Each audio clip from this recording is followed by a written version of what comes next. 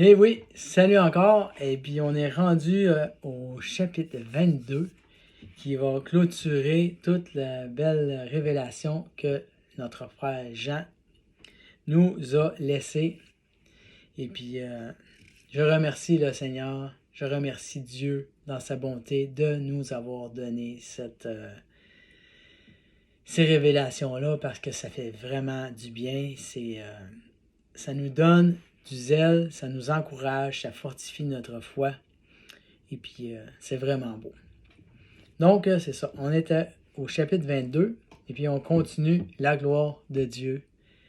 C'est dit, il me montra un fleuve d'eau de la vie, limpide comme du cristal, qui sortait du trône de Dieu et de l'agneau.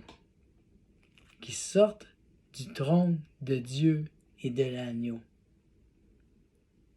Un fleuve d'eau de vie, limpide. Un fleuve, hey, c'est de l'eau, là. Au milieu de la place de la ville et sur les bords du fleuve, il y avait un arbre de vie produisant 12 fois des fruits, rendant son fruit chaque mois et dont le feuillage servait à la guérison des nations. Il doit être magnifique cet arbre-là. Là. Il doit être immense. Il n'y aura plus d'anathème. Le trône de Dieu et de l'agneau sera dans la ville. Ses serviteurs le serviront et verront sa face. Amen. Le règne de Jésus-Christ, on va voir Jésus. On va le servir. C'est vraiment hot. Puis on va voir Dieu. C'est dit, là. Ses serviteurs le serviront et verront sa face. Et son nom sera là, sur leur front. Il n'y aura plus de nuit. Ils n'auront plus besoin ni de lampe, ni de lumière, parce que le Seigneur Dieu les éclairera. Ils régneront au siècle des siècles. Amen, hein? Ça fait-tu du bien? Ça fait-tu du bien? On a-tu assez hâte d'être revêtu de ce corps glorifié, d'avoir revêtu ce qui sera incorruptible, ce qui ne pourra pas être souillé. On est dans la lutte, on marche dans la foi, on persévère, on veut rester dans la sainteté. Dieu nous couvre par le sang précieux de Jésus-Christ. On a la victoire en Jésus-Christ, on marche dans la foi. Mais on a-tu assez hâte d'être revêtu de ce corps glorieux, de ce corps incorruptible? Seigneur, j'ai vraiment hâte. Je ne veux pas quitter celui-là avant d'avoir fini de te servir et de ramasser les trésors que j'ai ramassés. Il ne faut pas que j'espère ce corps-là avant d'avoir tout fait ce que j'ai à faire. Que je puisse être, que vous puissiez être le témoin, le témoignage jusqu'au bout. Amen. Amen, amen. Il me dit, ces paroles sont certaines et véritables. Parce qu'il dit, ils régneront au siècle des siècles. Il me dit, ces paroles sont certaines et véritables. Merci Seigneur. Et le Seigneur Dieu, des esprits, des prophètes, a envoyé son ange pour montrer à ses serviteurs les choses qui doivent arriver bientôt. On vient de regarder ça ensemble, là. Les choses qui doivent arriver bientôt. Croyez-vous que Jésus revient bientôt? Je vous dis, il y a plein de choses qui se passent. Il y a plein de choses qui se passent ici, là. Il manque de preuves, là. Mais c'est assez dur d'en avoir plus que ça. Le fleuve d'Euphrate est en train de sécher bien raide. Tout s'installe tranquillement pas vite. Mais ça s'en vient quand même vraiment assez vite. Et voici, je viens bientôt. Heureux celui qui garde les paroles de la prophétie de ce livre. Amen. Je garde la parole de la prophétie. J'aime lire ce livre et je veux en savoir plus. Puis si Dieu vous touche, si Dieu vous amène à des révélations, s'il vous plaît, pouvez-vous me les partager? Puis on a besoin de vivre dans l'espérance du retour de Jésus-Christ. C'est ça notre raison d'être. On prépare sa venue. Il dit, heureux celui qui garde les paroles de la prophétie de ce livre. Il dit, c'est moi, Jean, qui ai entendu et vu ces choses. Amen. Merci, Jean. C'est pas s'il nous entend, s'il nous voit. Les choses certaines, c'est que on veut être dans la volonté de ces révélations-là qu'on a trouvées, qu'on lit, qu'on voit. Et quand j'eus entendu et vu, je tombais à ses pieds de l'ange qui me les montrait pour l'adorer. Jean, quand il a vu ça, il est comme, ah, il a tombé paf là, puis c'est comme il voulait, c'est en adoration, là, c'est comme, c'est céleste, c'est hot, là. Mais, pas ça, il dit, mais il me dit, garde-toi de le faire, je suis ton compagnon de service et celui de tes frères, les prophètes, de ceux qui gardent la parole de ce livre. On est les prophètes de Dieu. On représente la gloire de Dieu au travers de Jésus-Christ sur la terre. On prépare sa venue. Je suis ton compagnon de service et celui de tes frères, les prophètes et ceux qui gardent la parole de ce livre. Il dit, l'ange dit, adore Dieu. Et il me dit, ne scelle point les paroles de la prophétie de ce livre, car le temps est proche. Amen. Jésus-Christ revient bientôt. Celui qui est injuste, soit encore injuste. Que celui qui se souille encore. Et que le juste pratique encore la justice, et que celui qui est saint se sanctifie encore. La vérité est là. Puis là, ce qu'il dit, il dit, fais ce que tu veux. Mais fais le bon choix. Il dit, voici, je viens bientôt, et ma rétribution est avec moi, pour rendre à chacun selon ce qu'est son œuvre. Je suis l'alpha, l'oméga, le premier et le dernier, le commencement et la fin. Il leur dit encore, heureux, on est heureux, ceux qui lavent leur robe afin d'avoir droit à l'arbre de vie et d'entrer dans les portes dans la ville. Il dit, heureux ceux qui lavent leur robe. Quand on reçoit Jésus-Christ dans notre vie, Dieu pardonne nos péchés. Dieu nous lave complètement. Et Dieu nous a dit dans les 7 églises qu'il veut qu'on vive notre vie comme au premier jour. Il veut qu'on vive dans le jour de notre salut. Puis ici, ça dit « Heureux ceux qui lavent leur robe ». Notre robe doit être lavée dans la repentance de nos péchés et marcher dans la sainteté. On doit laver notre robe tous les jours. La sainteté, ce n'est pas une option.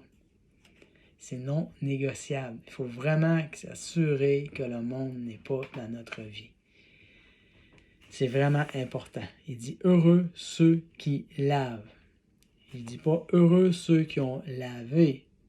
Non, c'est tous les jours.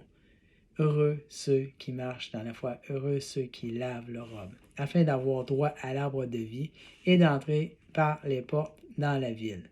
Après ça, il dit, dehors les chiens, les enchanteurs, les impudiques, les meurtriers, les idolâtres et quiconque aime et pratique le mensonge. Moi, Jésus, j'ai envoyé mon ange pour vous attester ces choses dans les églises. Dieu nous parle à travers ce livre de prophétie. Il est extrêmement bon, il est extrêmement riche en bonté envers nous. Il prend soin de notre âme.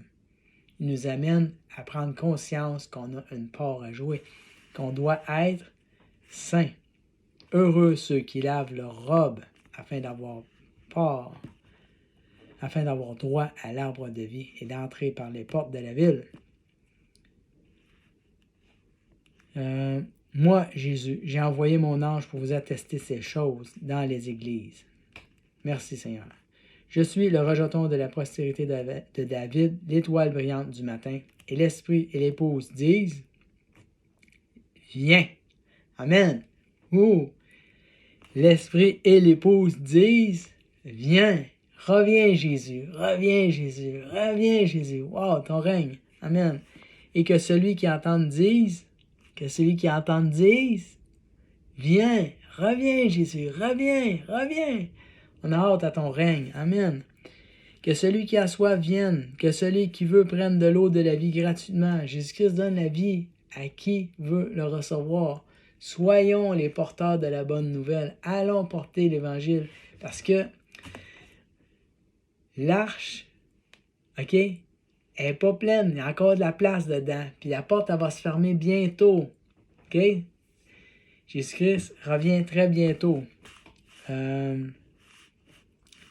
Et que celui qui a soif vienne, et que celui qui veut prenne de l'eau de la vie gratuitement. Je déclare que quiconque entend ces paroles de prophétie de ce livre, si quelqu'un y ajoute quelque chose, Dieu le frappera de ses fléaux, décrit dans ce livre. Et si quelqu'un y retranche quelque chose du livre de ces prophéties, Dieu retranchera sa part de l'arbre de vie de la ville sainte décrit dans ce livre. Ici, il y a quand même un certain avertissement. C'est pas un livre à prendre à la légère. L'importance qu'on a d'y plonger les regards, c'est vraiment, c'est réel. C'est un besoin, c'est nécessaire. Puis il dit, celui qui plonge ses regards va être heureux. Puis ceux qui l'entendent vont être heureux. On n'a pas à rajouter rien, on n'a pas à enlever rien.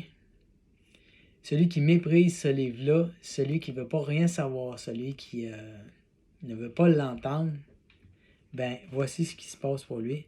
Celui qui atteste ces choses dit qu'il vient bientôt. Et attendez un petit peu. Il dit, si quelqu'un ajoute quelque chose, Dieu frappera de ses fléaux décrits dans ce livre. Et si quelqu'un retranche quelque chose de ce livre de prophétie, Dieu retranchera sa part de l'arbre de vie de la ville sainte écrit dans ce livre. Celui qui atteste ces choses dit, oui, je viens bientôt. Amen. Viens, Seigneur Jésus. C'est ce qu'on dit. Hein? Amen. Viens, Seigneur Jésus. Que la grâce du Seigneur Jésus vous soit donnée à tous. Je le relis, puis c'est notre frère Jean qui nous le dit. Il est vraiment gentil. Il dit que la grâce du Seigneur Jésus soit avec vous tous. Que la grâce du Seigneur Jésus soit avec nous. Amen. Fait que vous êtes bénis dans le nom du Seigneur. Persévérez dans la foi. Marchez dans la sainteté. Soyez fidèles jusqu'au bout. Et puis, je vous ai partagé les convictions, ce que je crois, comment est-ce que je vois ça. Puis, en fait, j'ai des révélations qui me remplissent de cette conviction-là. À cette heure, je sais qu'on ne partage pas toutes les mêmes choses. Je sais qu'il y en a qui voient ça différemment. Et puis, mais je trouve que c'est ce que je découvre, que c'est la vérité. Et puis, je ne peux pas vivre ma foi autrement que comme ça. Il y a quand même, si on va sur Internet, il y en a qui ont des visions, des rêves qui sont enlevés avant. Il y en a qui ont des visions, des rêves qui sont enlevés à la fin. Dieu permet que ce soit comme ça. À cette heure, l'ennemi, lui, il profite de ça. C'est comme un millimélo. Et puis, je vous encourage à lire, à approfondir ce livre des prophéties parce que c'est vraiment miraculeux. Ça donne du zèle, ça donne de la force, ça donne du courage. Ça nous rend heureux. Amen. Fait que je souhaite que ça vous ait apporté un certain encouragement, même que ça vous ait amené sous la lumière, que ça vous apporte un certain éclairage. Puis le fait que je crois que c'est à la fin des tribulations, ben c'est sûr que ceux qui ne croient pas ça, ben c'est comme un peu stressant, épeurant, c'est-à-dire c'est ça. Approfondissez la parole et puis je vous redis ce que je vous ai déjà dit. J'étais vraiment quelqu'un qui croyait ça, qu'on était enlevé au début, avant, ben pas au début, mais je disais avant les tribulations. Et puis, il y a quelque chose qui s'est passé dans ma vie. Il y a quelqu'un qui m'a dit quelque chose qui a fait en sorte que ça a fait un son bizarre. c'était faux comme sonnerie. Et puis, je me suis dit, oh, putain un peu, faut que je regarde ça comme il faut. Puis, c'est là que j'ai fait le neutre. J'ai complètement enlevé toutes ce que j'avais reçu comme enseignement pour m'assurer que j'allais lire avec pas d'opposition, mais de vraiment sentir que le Seigneur allait m'amener à découvrir pour moi ce qui est la vérité. Puis, en faisant ça, je me suis rendu compte que c'était pas avant. Donc, à cette heure, c'est sûr que tout le monde veut défendre sa position, mais moi, je défends pas une position. Je me dis qu'il faut se préparer, il faut être saint, il faut être sa coche, il faut se rendre où le Seigneur veut qu'on se rende. Puis c'est avec lui, c'est dans son règne. Puis il vient chercher qui? Des élus, des saints, ceux qui sont mis à part. L'important, c'est d'être mis à part. Bon, ben c'est ça. Fait que je vous laisse avec cet encouragement-là. Soyez bénis. Cherchez Dieu de tout votre cœur. Soyez persévérants jusqu'au bout. Amen. Fait que on se dit à plus. Peut-être que je vais avoir d'autres petites affaires à vous partager. Je ne sais pas.